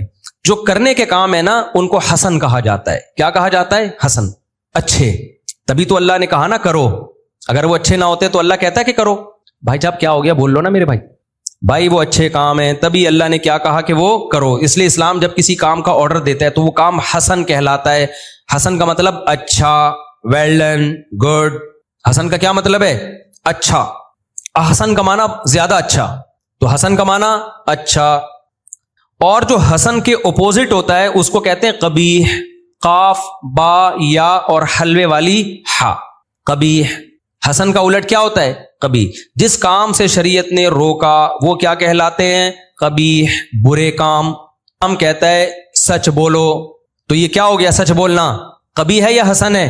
حسن۔ اسلام کہتا ہے جھوٹ مت بولو، جھوٹ سے روکا اس لیے جھوٹ کیا بن گیا؟ قبیح۔ اسلام کہتا ہے شراب مت پیو، اس لیے شراب کیا بن گئی؟ قبیح۔ اسلام کہتا ہے زنا مت کرو، اس لیے زنا کیا بن گیا؟ قبیح۔ اسلام کہتا ہے نکاح کرو، اس لیے نکاح کیا بن گیا؟ حسن۔ نماز پڑھو، حسن۔ روزہ رکھو، حسن۔ جہاد کرو، حسن۔ وضو کرو، ابے بولو نا کیا ہو گیا؟ حسن۔ یہ سارے حسن۔ داڑھی رکھو، حسن، وغیرہ وغیرہ۔ کوئی حسن صاحب بیٹھے ہوں تو معذرت۔ تو یہ تو تعریف ہو رہی ہے نا حسن کی، تبھی تو وہ پیدا ہوئے ہیں۔ اچھا کام ہوا، فیملی پلاننگ والوں نے کہا کہ جب حسن صاحب پیدا ہوئے ایک اور بچے کا اضافہ ہو گیا، آبادی بڑھ گئی، غربت بڑھ گئی، تو پھر اس کا نام قبیح رکھنا چاہیے تھا نا، حسن کے بجائے کیا رکھنا چاہیے تھا؟ قبیح۔ اس لیے ہم کہتے ہیں آبادی بڑھنے سے مسائل کم ہوتے ہیں، ختم نہیں ہوتے، کیونکہ مسائل ختم کرنے کے لیے افراد چاہیے۔ انسان ہی مسائل ختم کرتا ہے، جتنے افراد ہوں گے ٹھیک ہے، پیٹ لے کے آئیں گے وہ دنیا میں، مسائل بڑھیں گے بھی، لیکن ختم بھی کون کرے گا؟ وہ، کیونکہ وہ پیٹ کے ساتھ 2 ٹانگیں اور 2 ہاتھ بھی لے کے آ رہے ہیں، لنگڑے لولے تھوڑی پیدا ہو رہے ہیں سارے۔ فیملی پلاننگ والے ایک رخ دکھاتے ہیں، پیٹ بھی آ رہا ہے بھائی، اکیلے پیدا تھوڑی ہو رہے ہیں، ان کو خوراک بھی چاہیے۔ تو بھائی صاحب اللہ نے 2 ہاتھ اور 2 پاؤں اس لیے تو پیدا کیے ہیں، اور اتنی طاقت 2 ہاتھوں اور 2 پاؤں میں رکھی ہے کہ پیٹ ایک ہوتا ہے، ان 2 ہاتھوں اور 2 پاؤں میں 10 آدمیوں کا پیٹ بھرنے کی صلاحیت ہوتی ہے۔ تو اس لیے یہ گنتیاں ہمیں نہیں سکھایا کرو، یہ بچے 2 ہی اچھے، یہ وہ ہوتے وہ بھی 2 بھی اچھے نہیں ہیں جن کے ہو رہے ہیں، وہ تو کہتے ہیں بچے 2 ہی اچھے، بچے زیادہ اچھے ہوتے ہیں، کیونکہ بہن بھائیوں کو ایک دوسرے سے پیار ملتا ہے، تربیت ملتی ہے۔ خیر، میں جو آج اتنے کانفیڈنس سے بات کرتا ہوں بیٹھ کے، یا اللہ نے مجھے بہت ساری برائیوں سے بچایا ہوا ہے، تو اس لیے کہ میرے بہن بھائی تھے، ایک پورا خاندان تھا جس کو ہندی میں کہتے ہیں پریوار تھا۔ خاندان کی وجہ سے انسان بہت ساری چیزوں سے بچا رہتا ہے۔ ڈر ہوتا ہے یار کہیں، ہم بھی جب بالغ ہوئے، جوان ہوئے، امنگیں تھیں، جذبات تھے، کالج میں جاتے تھے، ہمارے جو کلاس فیلو تھے، جو کلاس اتنے غریب تھے لڑکے جو ہمارے ساتھ جاتے تھے نا، کہ وہ بائک پہ جو مرر نظر آتا تھا نا کسی کی بائک پہ، وہاں جا کے اپنی پف بنا رہے ہوتے تھے بیٹھ کے۔ تو میں نہیں اتنا غریب تھا، وہ بھی اتنے غریب نہیں تھے، لیکن حرکتیں غریبوں والی نا، کہ ابھی تو اپنا ایک گلاس ہی خرید کے رکھ لے یار، مرر رکھ لے تو اس میں دیکھ لیا کر، نہ وہاں جا کے وہ۔ تو کتنے ہمارے دور میں لڑکے ایسے تھے جو بائکوں پہ لڑکیوں کا پیچھا کرتے تھے۔ ہم کیوں نہیں کرتے تھے؟ ایک تو اللہ کا بھی خوف تھا، لیکن دوسرا خاندان کا بھی خوف تھا۔ بھائی بہن ہوتے ہیں، ماں باپ ہوتے ہیں، عزت خاک میں ملنے کا خطرہ ہوتا ہے، تو خاندان انسان کو بہت ساری اخلاقی برائیوں سے روکتا ہے۔ خیر، تو کیا بات کر رہا تھا میں؟ حسن اور قبیح کی۔ تو بچہ پیدا ہوتا ہے، حسن نام رکھتے ہیں اس لیے کہ اس کا پیدا ہونا کیا ہے بھائی؟ ویری گڈ، ویل ڈن، اچھا ہو گیا، تو ہو گیا۔ اگر اس کے آنے سے دنیا میں غربت اور مہنگائی بڑھ رہی ہے تو اس کا نام قبیح خان ہونا چاہیے تھا، حسن خان نہیں ہونا چاہیے تھا۔ خیر، تو اب دیکھو شریعت نے جو حکم دیا، جو آرڈر کرنے کا ہے وہ حسن، جس سے روکا وہ کیا؟ قبیح۔ اب حسن کی 2 قسمیں، اس کو خوب سمجھیں اچھی طریقے سے، کیونکہ یہ خلط ملط ہو جاتی ہیں چیزیں۔ علماء کہتے ہیں، اور یہ اپنی طرف سے نہیں کہتے، قرآن و سنت سے ہی نکالا ہے، کہ جو اچھا کام ہے نا جس کے کرنے کا حکم دیا، اس کی 2 قسمیں، ایک حسن لعینہ اور ایک حسن لغیرہ۔ یہ ٹرم اور اصطلاح بھی یاد رکھ لیں، حسن لعینہ اور حسن لغیرہ۔ حسن لعینہ کا مطلب جو بذات خود اچھا ہے، اس کو ہر قیمت پہ کرنا ہے، جیسے نماز کا حکم دیا، روزے کا حکم دیا، اور اللہ بھلا کرے زکوٰۃ کا حکم دیا، حج کا حکم دیا۔ یہ عمل کیا کہلاتے ہیں؟ حسن لعینہ۔ یہ آپ کی نیت اچھی ہو یا بری ہو، کرنا ہے، چھوڑنا نہیں ہے۔ نیت کو ٹھیک کرنے کی کوشش کرنی ہے، عمل نہیں چھوڑ سکتے آپ۔ اب آپ کا حج کا ارادہ ہوا، آپ کے دل میں خیال آ رہا ہے میں جب آؤں گا لوگ مجھے کہیں گے حاجی پاجی آ گیا، اتنا نیک آدمی، لہٰذا میں حج پہ جا ہی نہیں رہا۔ او بھائی صاحب، حج پہ جاؤ، آپ یہ کرنے کا کام ہے۔ جو آپ کے دل میں وسوسے خیالات آ رہے ہیں ان کو ٹھیک کرنے کی کوشش کرو۔ نماز کا ٹائم ہوا، آپ آ رہے ہو مسجد کی طرف، اب آپ کے دل میں نیت ہو گئی یار میں اس لیے جا رہا ہوں تاکہ وہ بندہ ہے وہ مجھ سے قرض لے کے بھاگا ہوا ہے، اتفاق سے سنا ہے آج وہ بھی نماز پڑھنے آ رہا ہے تو پیسے نکل آئیں گے میرے۔ پھر آپ کے دل میں آیا میری تو نیت ہی ٹھیک نہیں ہے لہذا میں نہیں جا رہا۔ نہ نہ نہ نہ بھائی، نیت کوئی بھی ہو، نماز بہرحال پڑھنی پڑے گی۔ نیت کو ٹھیک کرو کہ پیسے بھی نکلواؤں گا لیکن نماز بھی پڑھوں گا، وہ دونوں الگ الگ کام ہے۔ تو حسن لعینہ ہی جو ہے وہ باہر صورت کرنا ہی کرنا ہے، وہ کسی حکمت اور مصلحت سے معاف نہیں ہو جاتا. اس میں اتنی ہی گنجائش ہے جتنی شریعت نے دی ہے, اپنی طرف سے اس میں ایڈیشن جائز نہیں ہے. جیسے رمضان کا روزہ حسن لعین ہی ہے, رکھنا ہی پڑے گا. 2 لوگوں کو اللہ نے اجازت دے دی, ایک بیمار کو اور ایک مسافر کو, بس. تیسرے کو اجازت نہیں ہے. مزدور کو اجازت نہیں ہے کہ وہ مزدوری کی وجہ سے روزہ چھوڑ دے. آپ کا کل پیپر ہے, آپ کو اجازت نہیں ہے کہ پیپر کے چکر میں رمضان کا روزہ چھوڑ دو. نا نا نا نا. ہاں ہیلا کر سکتے ہو کہ مسافر بن جاؤ اس دوران, یہ ہیلا جائز ہے. بعض لوگ کہتے ہیں ہیلے تو بنی اسرائیل کا کام ہے.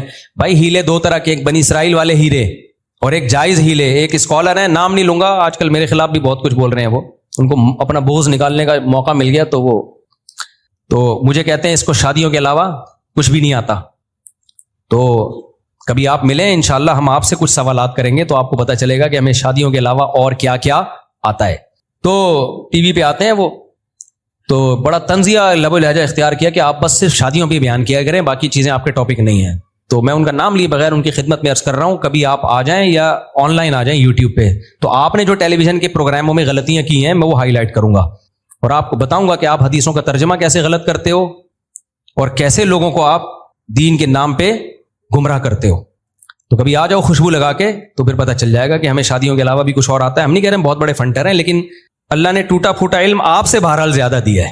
باقی شادیوں پہ ہم بیان اس لیے نہیں کرتے کہ ہمیں آتی شادیاں ہی ہیں, اس لیے کرتے ہیں کہ سوسائٹی کی بہت بڑی ضرورت ہے. سوسائٹی کی ضرورت رفع الیدین کے جھگڑے نہیں ہیں, ٹانگیں چوڑی کرنا, پتلی کرنا, ہاتھ یہاں باندھنا یہاں باندھنا, یہ سوسائٹی کوئی اتنا بڑا مسئلہ نہیں ہے, اس لیے ہم ان چیزوں کو فوکس نہیں کرتے زیادہ.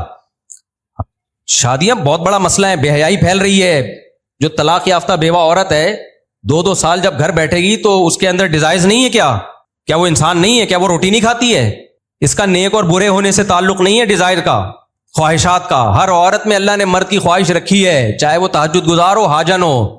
ہر مرد میں اللہ نے عورت کی خواہش رکھی ہے, اگر وہ جائز طریقے سے پوری نہیں ہوگی تو منہ ماریں گے لوگ ادھر ادھر جا کے, اور ہو رہا ہے یہ. تو جس کو یہ سوسائٹی کا یہ پتا ہو تو وہ بولے گا شادیوں پہ بھائی. تو پھر اس میں آپ یہ کہنا, یہ بالکل ایسے ہی ہے جیسے شعیب علیہ السلام کو کتنا علم تھا نا بھائی. پیغمبر اپنی قوم کا سب سے بڑا عالم ہوتا ہے, لیکن شعیب علیہ السلام کی دعوت 2 ہی چیزوں پہ ہوتی تھی اپنی قوم کو. نمبر 1 شرک چھوڑو, نمبر 2 ناپ تول میں کمی چھوڑو. اب قوم یہ تانا دیتی معاذ اللہ نقل کفر کے, اے شعیب تمہیں تو ناپ تول میں کمی کے علاوہ کوئی بیان ہی نہیں آتا, تمہارا تو علم گھوم پھر کے کس پہ آ جاتا ہے معاذ اللہ, ناپ تول میں کمی نہ کرو, ہر وقت یہی بیان کرتے رہتے ہو. اس کا مطلب تمہیں معاذ اللہ اس کے علاوہ کچھ اور نہیں آتا. تو یہ تانا صحیح ہوتا؟ غلط. شعیب علیہ السلام کہتے ہیں ہم پیغمبر ہیں, اللہ نے ہمیں جو علم دیا ہے وہ پیغمبروں کا علم کسی کو نہیں دیا ہوتا, لیکن تمہارے اندر جو خرابی ہے وہ خرابی ہی ناپ تول میں کمی کی ہے اور شرک کی ہے, لہذا میں اسی پہ بولتا رہوں گا. تو یہ جو مجھے تانا دیتے ہیں نا اس مفتی کو, شادیوں کے علاوہ کچھ نہیں آتا لہذا شادیوں پہ ہی بولا کرو, تم پہ شادیاں ہی اچھی لگتی ہیں. تو بھائی صاحب کبھی آپ آؤ, ہم سے کچھ ٹاپک پہ بات چیت کرو, تو پھر ہم انشاءاللہ بتائیں گے کہ ہم نہیں کہہ رہے ہم بہت بڑے عالم ہیں, لیکن آپ سے زیادہ, آپ ہم سے بھی زیادہ فارغ نکلو گے. اگر ہم فارغ ہیں تو یہ ثابت کر دیں گے کہ آپ ہم سے زیادہ فارغ ہو. تو ٹی وی میں عوام کے سامنے آ کے لوگوں کے سامنے حدیث پیش کرنا اور اس کے غلط ترجمے کرنا یہ الگ چیز ہے. کسی مولوی کے سامنے, ٹوٹا پھوٹا پڑھے لکھے کے سامنے بیٹھ کے وہ ترجمہ کر کے دکھاؤ تو میں گچی وہیں سے پکڑ لوں گا آپ کو, ٹھیک ہے نا, یہ گڑبڑ کر رہے ہو آپ. خیر کیا بات چل رہی تھی دیکھو, پھر بس جلدی سے سمیٹتا ہوں میں اپنی بات کو جلدی سے. بھائی صاحب وہ بات کیا چل رہی تھی؟ ابے گچی نہیں پکڑی آپ نے ہیں؟ ہاں میں عرض کر رہا تھا کہ شریعت میں کچھ کام ایسے ہیں جو حسن لعینی ہیں. اسی طرح یاد رکھو آج کل بعض اسکالر نے یہ کہنا شروع کر دیا کہ دودھ پلانے والی عورت روزہ چھوڑ سکتی ہے, حمل والی عورت روزہ چھوڑ سکتی ہے, اور دلیل میں پیش کر رہے ہیں قرآن کی آیت کہ اگر تم بیمار ہو تو چھوڑ سکتے ہو. بھائی صاحب بیماری الگ چیز ہے, پریگننسی بیماری نہیں ہے. پریگننٹ نہ ہونا بیماری ہے, عورت کی تو پریگننسی اس کی نیچر کا حصہ ہے. تو آپ نے کیسے کہہ دیا کہ پریگننسی میں عورت فرض روزہ چھوڑ سکتی ہے, دودھ پلانے والی عورت فرض روزہ چھوڑ سکتی ہے؟ یہ کہاں سے نکال لیا آپ نے؟ آپ کہہ سکتے ہیں دودھ پلانے والی عورت کو روزہ رکھ کے چکر آتے ہیں. بھائی جب چکر آنے کا خطرہ ہو تو روزہ چھوڑنا جائز ہے, اس بیس پہ نہیں کہ دودھ پلا رہی ہے, اس بیس پہ کہ چکر آ رہے ہیں. تو چکر کسی بھی بیس پہ آتے ہیں اور روزہ چھوڑ سکتے ہو آپ, کیونکہ بہت ساری عورتیں دودھ پلاتی ہیں کوئی چکر نہیں آتے ان کو, پورے رمضان کے روزے رکھتی ہیں وہ, ان کے لیے کیسے جائز ہو گیا؟ آپ کہہ سکتے ہو پریگننسی میں عورت روزہ رکھے گی تو الٹی آئیں گی, چکر زیادہ آئیں گے. تو بھائی اگر چکر آنے کا خطرہ ہے یا الٹیاں آ رہی ہیں تو پھر پریگننسی ہو یا نہ ہو دونوں صورتوں میں روزہ چھوڑ سکتے ہیں. لیکن ہر پریگننٹ عورت کو یہ سمجھ لینا کہ وہ پریگننسی میں روزہ رکھے گی تو نقصان ہوگا, یہ غلط ہے, مشاہدے کے خلاف ہے. بہت ساری پریگننٹ عورتیں پورے رمضان کے روزے رکھتی ہیں, نہ ان کو کوئی صحت کو نقصان ہوتا ہے اور نہ بچے کو. اور نقصان کا وہم ہونا ضروری نہیں ہے, وہم ہونا کافی نہیں ہے, غالب گمان ہو کے نقصان ہوگا, وہم تو کسی کو بھی ہو سکتا ہے. جو آ رہا ہے اٹھ کے, تبھی تو میں کہتا ہوں یار مجتہدین کو فالو کرو. میں ویسے ہی تھوڑی امام حنیفہ میرے کوئی ماموں تھوڑی لگتے ہیں, شخصیت پرستی اس کو کہتے ہیں, اپنے ماموں کو فالو کر رہا ہے. اگر کسی پڑھے لکھے مجتہد کو فالو کر رہا ہے, یہ شخصیت پرستی نہیں ہے, یہ تو عین مطلوب ہے شریعت میں کہ فاسألوا اہل الذکر, اہل ذکر کو فالو کرو, اہل علم کو. تو مجتہدین سے زیادہ کون اہل علم ہوگا؟ خیر یہ تو ٹاپک کئی بار چھیڑ چکا ہوں میں. تو حسن لعینہ جو عبادتیں ہیں وہ بہر صورت کرنی ہے, نیت اچھی ہو یا بولو بری ہو, نیت کو ٹھیک کرنے کی کوشش کرنا ہے, عمل نہیں چھوڑنا. زکوٰۃ, آپ کے زکوٰۃ غریب کو دے رہے ہو, آپ کے دل میں خیال آ رہا ہے میری تعریفیں کرے گا, ریا پیدا ہو رہی ہے, تو کیا زکوٰۃ معاف ہو گئی؟ بھائی زکوٰۃ تو دینی ہے, نیت کیا کرو. کوئی کتنے لوگ اس چکر میں زکوٰۃ نہیں دیں گے, اصل میں ایکچولی نیت ہی ٹھیک نہیں ہو رہی ہماری, غریب کا بیڑا غرق. ٹھیک ہے نا بھائی, نیت ٹھیک کرو, آپ زکوٰۃ تو دینی ہے. تو دوسری عمل ہوتا ہے حسن لغیرہ. لغیرہ کا مطلب وہ خود پسندیدہ نہیں ہے, ان پہ جو نتیجہ نکلتا ہے وہ نتیجہ بہت اچھا ہوتا ہے, اس لیے شریعت نے اس کو کیا کیا ہے, پسند. جیسے وضو ہے, وضو بذات خود مقصود نہیں ہے. وضو کس کے لیے کی جاتی ہے؟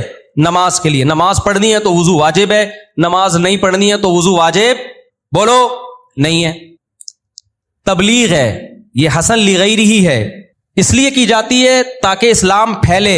اگر کسی کی تبلیغ سے اسلام پھیلنے کے بجائے کم ہو رہا ہے تو وہاں تبلیغ حرام.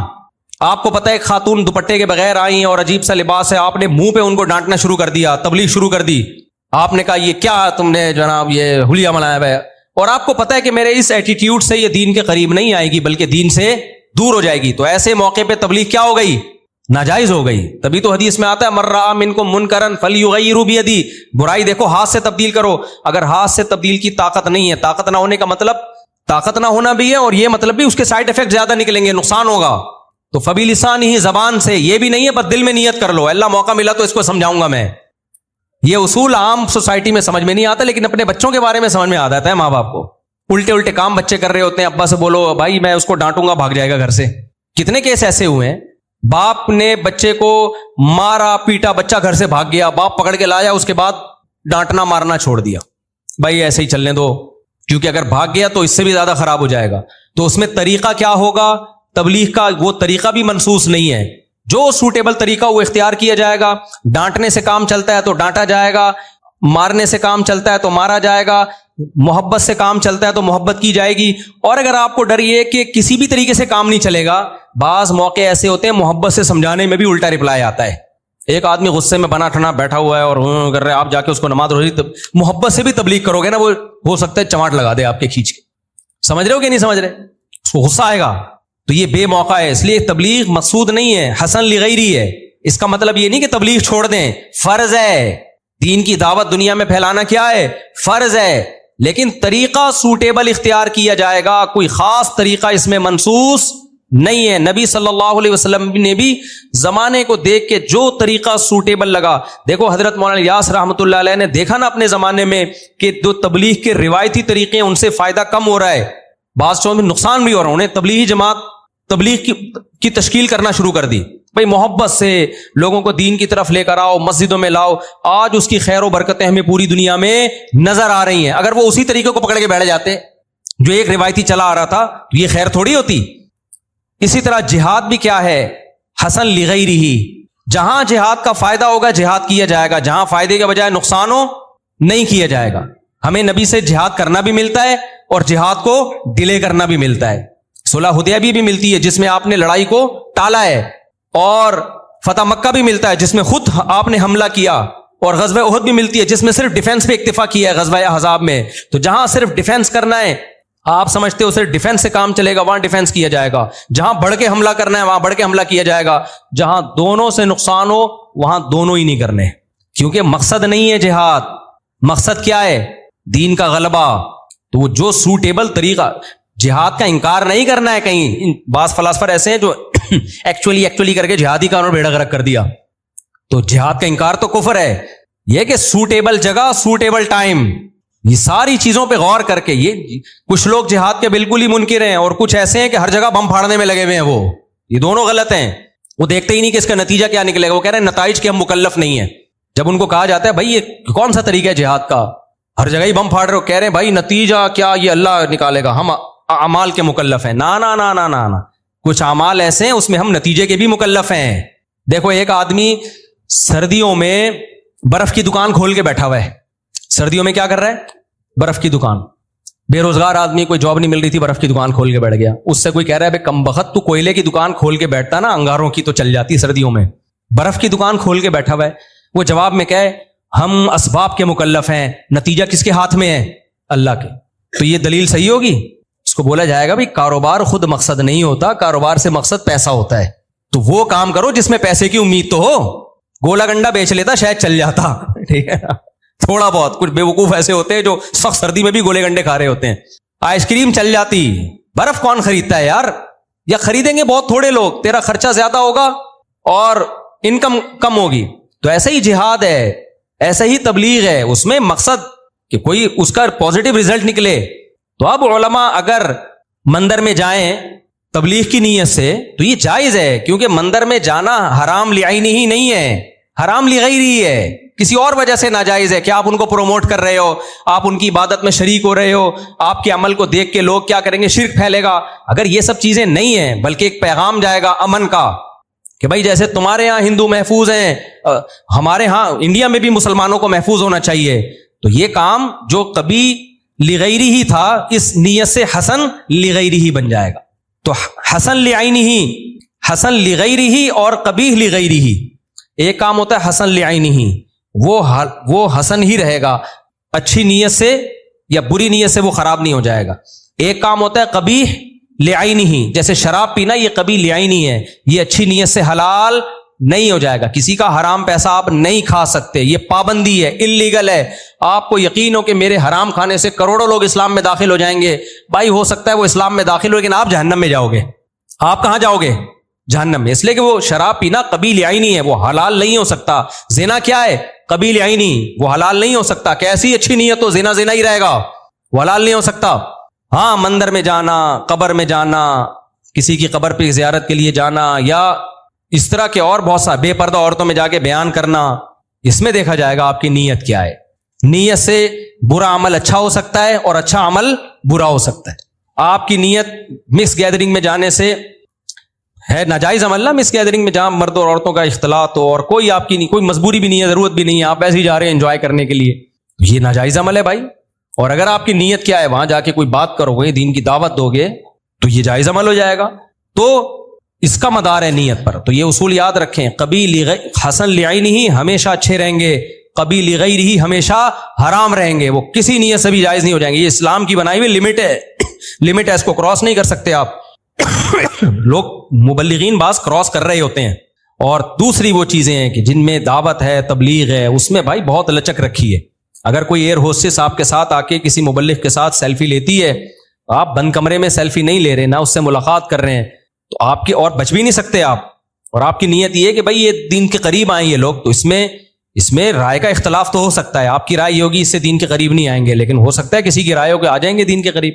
تو یہ ناجائز عمل نہیں ہے. ہاں آپ سیلفی اس لیے لے رہے ہیں تعلقات ہو جائیں آپ کے، یہ لڑکوں کو دکھائیں یہ دیکھو. اور سیلفی آپ لے بھی نہیں رہے ہوتے، وہ لے رہی ہوتی ہے سیلفی، ہم تھوڑی لے رہے ہوتے ہیں سیلفی. تو آپ لے رہے ہیں دیکھو میری یہ سوچ، یہ ناجائز ہے بھائی. اور ایک آخری بات کر کے بس بیان ختم کرتا ہوں. دیکھو میرے ولاگ میں اگر کہیں لڑکیاں نظر آ رہی ہیں تو وہ میں نہیں بنا رہا ولاگ، لوگ دوسروں کی برائیاں بھی میرے کندھوں پہ ڈال رہے ہوتے ہیں. اگر ہمارے آفیشیل چینل پہ کوئی ایسی لڑکی وڑکی گئی ہے تو پھر میں ایڈمن کی اور جو ایڈیٹر ہے اس کی کھچائی کرتا ہوں. وہ کمپلین ڈائریکٹ مجھے کیا کرو، میں اس کو جانے نہیں دیتا. جو ایڈیٹر ہے نا بعض دفعہ وہ اس غفلت سے کام لے کے چلا دیتا ہے. ابھی ایسے ہی کوئی کمپلین آئی، میں نے فوراً ہٹوائی ہے، کیونکہ ولاگنگ میں اس طرح بے پردہ لڑکیاں دکھانا ہم اس کو جائز عمل نہیں سمجھتے. گوگل ایڈ تو ہمارے اختیار میں نہیں ہے نا، ولاگ تو ہمارے اختیار میں ہے. اس میں کوئی بیوی کو لا رہا ہے، بہن کو لا رہا ہے، لڑکیوں کو لا رہا ہے، وہ کہاں سے جائز ہو گیا؟ تو جیسے ان کے لیے ناجائز ہے، مولوی کے لیے بھی ناجائز ہے وہ. تو اگر میرے ولاگ میں کسی میں لڑکی آ رہی ہے تو یا تو مجھے علم نہیں ہے یا وہ میں نے نہیں بنایا. ابھی جیسے وینکوور میں کشتی میں بیٹھ رہا ہوں تو کوئی خاتون جو ہے نا لڑکی, انگریز لڑکی, وہ کشتی کو پیچھے سے دھکا دے رہی ہے, تو لوگوں نے کمنٹس آئے مفتی صاحب کی 5ویں, اور کوئی کہہ رہا ہے 6ٹھی, کوئی پتہ نہیں کیا کیا تماشے بنائے ہوئے لوگوں نے, اور کہہ رہے ہیں یہ دیکھو اتنے ماڈرن ہو گئے. بھائی وہ میں نے نہیں بنائی ویڈیو, وہ کسی نے پیچھے سے کیمرے سے بنائی ہے. میں کبھی بھی اس طرح کی ویڈیو نہیں بنانے دیتا. ہاں اس پر یہ اشکال ہوتا ہے کہ مفتی صاحب ایسی جگہ گئے کیوں جہاں لڑکی ہے, تو کوئی ایسی جگہ بتا دو امریکہ, کینیڈا یا پاکستان میں جو تفریحی مقام ہو جہاں سارے چھانٹ کے داڑھی والے مولانا رکھے ہوئے ہوں آپ نے. ایسی جگہ مارکیٹ میں ہے نہیں. تو وہ تو جائیں گے, آپ بازار شاپنگ کے لیے جاتے ہو, وہاں لڑکیاں ہوتی ہیں. جہاز میں جاتے ہو, ایئر ہوسٹس ہوتی ہیں, سمجھ رہے ہو. ہوٹل پہ جاؤ گے, وہاں آپ کو ایئر ہوسٹس ملیں گی. اب تو مارکیٹوں میں جاؤ گے, ریسپشن پہ لڑکیاں بیٹھی ہوئی ہیں. تو ایک حل یہ ہے کہ جنگل میں نکل جاؤ, دوسرا حل یہ ہے کہ اب گزارا کرو, آپ اپنی نظر کی حفاظت کرو بھائی, ان سے فری نہ ہو آپ. اپنے وہاں لڑکیاں دیکھنے تھوڑی گئے ہم کینیڈا میں, اور وہاں جو لانچ میں ہم بیٹھے تھے مدرسے کے سارے مولویوں کے ساتھ تھے ہم, تو سارے مولویوں کے جھمیلے میں گئے ہیں, ایک آدھ لڑکی آ گئی اور میرے مشورے کے بغیر آئی ہے, تو یہ طنز اور تانا مجھ پہ نہیں بنتا. وہ وہیں پہ جاب کرتی ہے, وہ وہیں پہ, تو میرے کہنے سے تھوڑی کر رہی ہے وہاں پہ جاب وہ, کیونکہ بعض لوگوں نے اس پہ اتنا بڑا ایشو بنایا ہے. بیان تھا میرا 1-2 جگہوں پر, انہوں نے پابندی لگا دی کہ یار یہ دیکھو یہ مولوی کیا کر رہا ہے, یار یہ دیکھو یہ مولوی کیا کر رہا ہے. تو پابندی لگا دیں. ہم تو تبلیغ کے تو بہت سارے راستے ہیں, سال کے لیے نکل جائیں گے, اچھا ہے جماعت میں, اور کیا ہے. تبلیغ والے کسی بھی پابندی نہیں لگاتے ہیں, تو اس بہانے موقع مل جائے گا. لیکن یہ بدگمانی جو پھیلائی جاتی ہے نا, یہ غلط ہے. سمجھتے ہو کہ نہیں سمجھتے؟ جو ناجائز ہے وہ ناجائز ہی رہے گا. اللہ تعالیٰ سمجھنے کی عمل کی توفیق عطا فرمائے. دولہا ہے جی ارسلان بن منصور, اور دلہن رمشا سلیم بنت محمد سلیم, اور مہر ہے جی 50,000. دلہن کے وکیل کہاں ہیں؟ دلہن کے وکیل مارکیٹ آپ ہیں. آپ نے اجازت دی کہ میں 50,000 روپے مہر میں رمشا سلیم بنت محمد سلیم کا نکاح ارسلان بن منصور سے کروں, اجازت ہے؟ کہاں ہیں ارسلان بھائی؟ آپ ہو. الحمدللہ نحمده ونستعینه ونستغفره ونؤمن به ونتوکل علیہ ونعوذ باللہ من شرور انفسنا ومن سیئات اعمالنا من يهده الله فلا مضل له ومن يضلله فلا هادي له ونشهد ان لا اله الا الله وحده لا شريك له ونشهد ان سيدنا وحبيبنا وشفيعنا وسندنا محمدا عبده ورسوله صلى الله تعالى عليه وعلى اله واصحابه وبارك وسلم تسليما كثيرا كثيرا. اما بعد فاعوذ بالله من الشيطان الرجيم. بسم الله الرحمن الرحيم. يا ايها الناس اتقوا ربكم الذي خلقكم من نفس واحدة وخلق منها زوجها وبث منهما رجالا كثيرا ونساء واتقوا الله الذي تساءلون به والارحام ان الله كان عليكم رقيبا. وقال تعالى يا ايها الذين امنوا اتقوا الله وقولوا قولا سديدا يصلح لكم اعمالكم ويغفر لكم ذنوبكم ومن يطع الله ورسوله فقد فاز فوزا عظيما. وقال النبي صلى الله عليه وسلم النكاح من سنتي وقال فمن رغب عن سنتي فليس مني.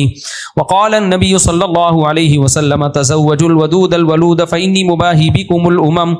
وقال النبي صلى الله عليه وسلم تزوجوا ولا تكونوا كرهبان النصارى. جناب ارسلان بن منصور, میں نے 50,000 روپے مہر میں آپ کا نکاح رمشا سلیم بنت محمد سلیم سے کیا. آپ نے اس نکاح کو قبول کیا؟ ماشاءاللہ فوراً قبول کیا آپ نے. آپ کو میں اس قبولنے پہ مبارکباد دیتا ہوں. دعا کریں جی اللہ تعالیٰ برکت دے. الحمدللہ رب العالمین والعاقبۃ للمتقین والصلاۃ والسلام علی رسولہ الکریم وعلی آلہ وصحبہ اجمعین. اے اللہ اس نکاح کو اپنے دربار میں قبول فرما. اے اللہ اس کی برکتیں زوجین کو تادم حیات نصیب فرما.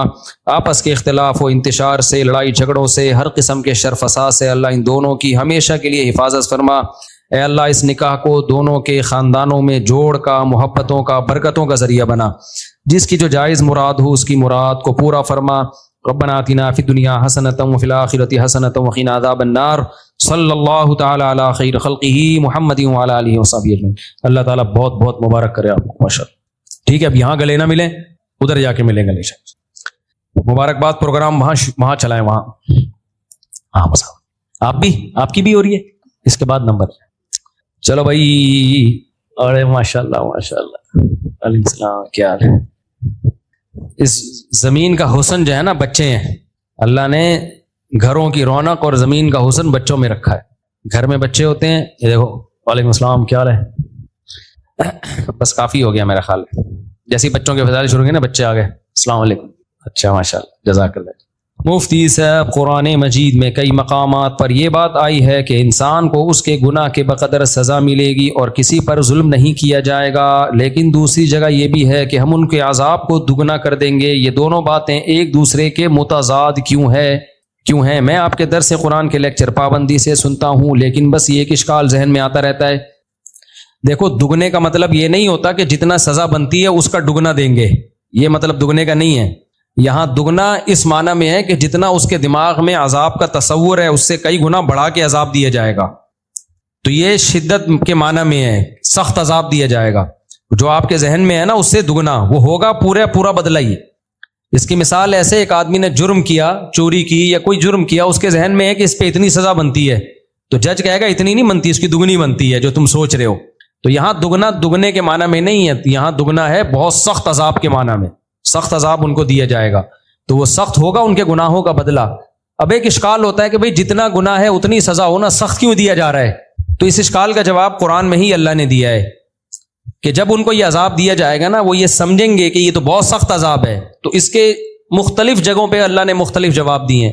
ایک جواب اللہ نے یہ دیا، ان الذین کفروا ینادون لمقت اللہ اکبر من مقتکم انفسکم، آج تمہیں اپنے اوپر جتنا غصہ آ رہا ہے، جب تم گناہ کرتے تھے ہمیں تم پر اس سے بھی زیادہ غصہ آتا تھا، تو تم اس کو ہلکا سمجھ رہے تھے، لیکن ہماری نظر میں یہ ہلکا گناہ نہیں تھا۔ اور ایک جگہ اللہ نے فرمایا کہ سورہ ملک میں ہے نا، کلما القی فیہا فوج سألہم خزنتها، اللہ کہتے ہیں ہم نے ان کو جہنم میں ڈالیں گے جو غیظ و غضب سے کھول رہی ہوگی وہ جہنم کی آگ، تو جب اس میں ڈالیں گے نا تو پھر جہنم کے فرشتے بھی پوچھیں گے کہ اتنے سخت عذاب میں تم کیوں جا رہے ہو؟ کیا تمہیں کوئی ڈرانے والا نہیں آیا تھا؟ وہ کہیں گے بلا قد جاءنا نذیر، آیا تھا ڈرانے والا، فکذبنا وقلنا ما نزل اللہ من شیء، ہم نے انکار کر دیا اس کا۔ تو یہ سارے اشکالات کا جواب ہی ہے یہ قرآن میں نا، کہ ہم اتنی سخت سزا کیوں دیں گے؟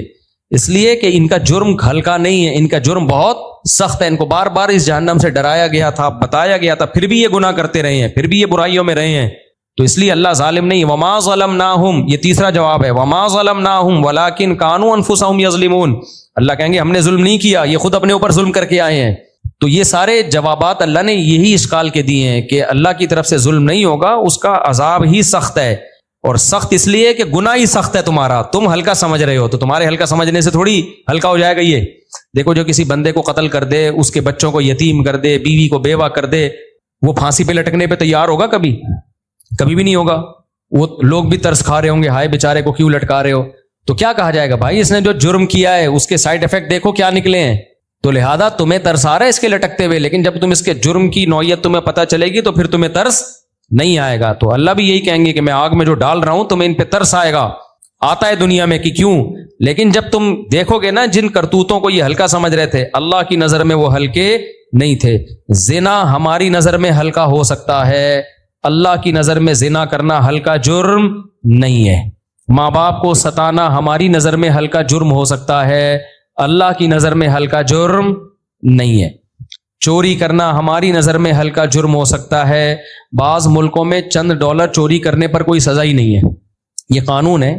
میں گیا ہوں بعض ملکوں میں، کہتے ہیں اگر اتنے ڈالر تک چوری کر لے تو کچھ بھی نہیں ہے۔ اسلام میں کیا ہے؟ ہاتھ کاٹنا۔ اب سوال پیدا ہوتا ہے اس ملک میں تو یہ سرے سے جرم ہی نہیں ہے، آپ ہاتھ کاٹ رہے ہو۔ بھائی آپ کے نظر میں نہیں ہوگا، چوری اللہ کی نظر میں چھوٹا جرم نہیں ہے۔ تو ہم تو جب اللہ سے پوچھیں گے نا تو اللہ خود جب بتائے گا کہ کیا ہلکا ہے کیا برا ہے کیا بھاری ہے، یہ اللہ بتائے گا۔ گورنمنٹ اپنے قانون بناتی رہے، لیکن اللہ کہتے ہیں میری نظر میں یہ ہلکا جرم نہیں ہے۔ سمجھتے ہو کہ نہیں سمجھتے؟